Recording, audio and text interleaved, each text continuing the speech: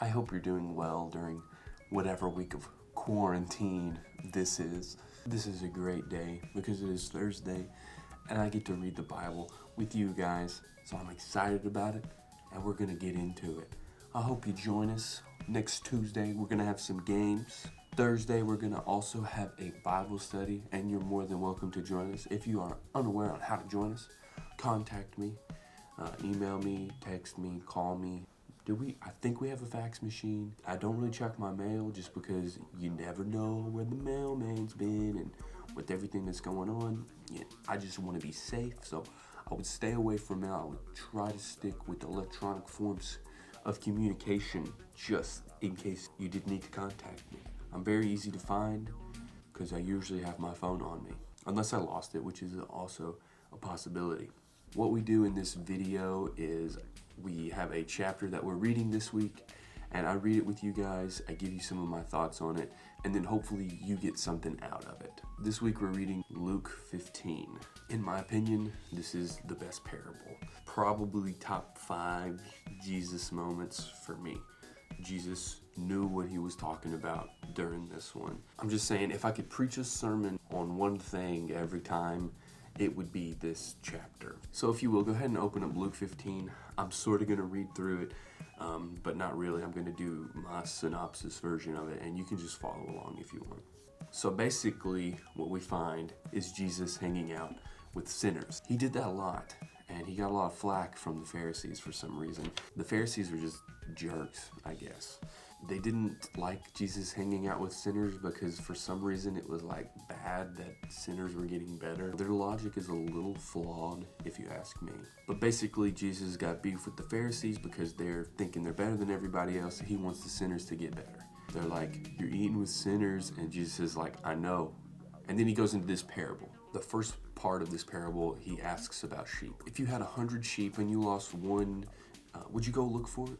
And when you found it, wouldn't you rejoice and celebrate? You tell your friends that you lost your sheep, but you found it. Say, rejoice with me. I found my sheep. I'm happy now. I've done what I needed to do. And then verse 7, I tell you, in the same way, there will be more joy in heaven over one sinner who repents than over 99 righteous people who don't need repentance. He could have stopped right there. Lost sheep, found sheep, party. He could have stopped right there, but he goes on to the lost coin. A woman has 10 silver coins. She loses one. Oh no, what are we gonna do? We're gonna find that coin. Guess what? We find that coin and we celebrate just like we did when we found the sheep. We throw a party. Lost coin, found coin, party. We rejoice when something is found. And then verse 10, I tell you, in the same way, there is joy in the presence of God's angels over one sinner who repents. And at this point, the Pharisees are probably like, oh, so he eats with the sinners because they need to repent. I didn't think about that. It's a good idea, Jesus. Sorry. But Jesus is like, no, you got me fired up. I got one more, all right? There's a boy. We'll call him Little Bro because there's 2 brothers. Little Bro says to Dad, give me some cash. I'm leaving. Give me my share. Dad's like, aight. Little Bro takes his money. He goes off to a foreign land. Guess what he does? Guess what he does with his money? He invests it. Just kidding. He spends it. He loses all of it. Like a dummy. Should have invested in Disney. Disney's gonna go back up, like that's what you should do. Disney, Amazon, Zoom, of course Zoom or any like video service like that. He should have invested in those. Anyways, squanders his money. And then on top of that, a famine hits. So he's got no money, ain't no food. He starts working in a pigsty. A pigsty. And he's so hungry that he's like, I want to eat what that pig is eating. I have never been that hungry. My stomach is growling right now because I haven't had lunch. But I would not want to eat what a pig is eating because I have seen what a pig will eat. I do not want to eat that. At some point, he realizes, I've messed up. I need to go back home. That would be the right thing to do, but how can I go back home if I've messed up this bad?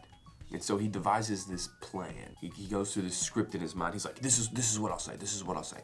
I'll go up to my dad and I'll say, I've sinned against heaven And in your eyes, I am no longer worthy to be called your son. Make me like one of your servants, and I'll work for you. And so he goes over that in his mind. He's like, yeah, that'll be good. That'll be good. My dad will at least let me be a servant for him. And so he goes back home. And his dad sees the son coming from a distance. And he runs and meets his son. And the son starts going into this, I sinned against you and in front of heaven, and I'm no longer worthy to be called your son. Make me like one of your servants. And the dad's like, shut up now. You're my son. You were dead, but now you're alive. You were lost, but now you're found. Servant, go get me the fatted calf. We're having a party right now. Lost son, found son, party. And so they have this amazing party, and everybody lives happily ever after, right? Wrong. It doesn't end like that, because there's always got to be a Pharisee. There's always got to be a Pharisee. The Pharisees ruin everything. It's really annoying. Pharisees are annoying. They ruin everything. But in this parable, the brother is like the Pharisee. Big bro's out in the field. He comes up and he notices there's this party going on. He looks over at one of the servants. He's like, hey, what's going on? And the servant's like, dude, your little brother came back. We're having a party. And big bro's like, are you serious? We cannot be having a party right now. Do you know what he did? And so he doesn't go to the party. But the dad comes out and he's like, son, please come into this party and celebrate with your brother. The big brother's like, no. You know what, Dad? I didn't leave your side one time. I never sinned against you. You didn't even give me a goat. That way I could have a party with my friends. And then the dad drops the most fire line. Let's go look at verse 31 and 32. Son, he said to him, you're always with me, and everything I have is yours. But we had to celebrate and rejoice because this brother of yours was dead and is alive again. He was lost and is found. That verse is very, very deep. It hits at the person who was lost and is found, and it hits at the person who is jealous that the person that was lost and is found is getting attention. It's a terrible attitude to have. So let's reiterate what goes on in this chapter. Lost sheep, found sheep, party. Lost coin, found coin, party. Lost son, found son, party. But don't be like a Pharisee and ruin the party. I got 3 points I want to leave with you guys, and then we can get out of here. Number 1, easy. This one's easy. Don't be like the brother. Don't be like the big brother. Jesus is comparing the big brother to the Pharisees, and the Pharisees were terrible. The brother was not happy that a sinner became better. Then that's kind of how the Pharisees are throughout this whole story of Jesus. They admired Jesus because obviously they were around him and they saw that he was teaching a lot, but they found things to nitpick him at. And one of these things was Jesus ate with sinners, which is comforting to me because I feel like he would eat with me. But don't be like the big brother. When the sinner comes back and recognizes that he's been wrong and repents, be like the father and celebrate. Number 2, try not to be like the prodigal son. Don't leave God.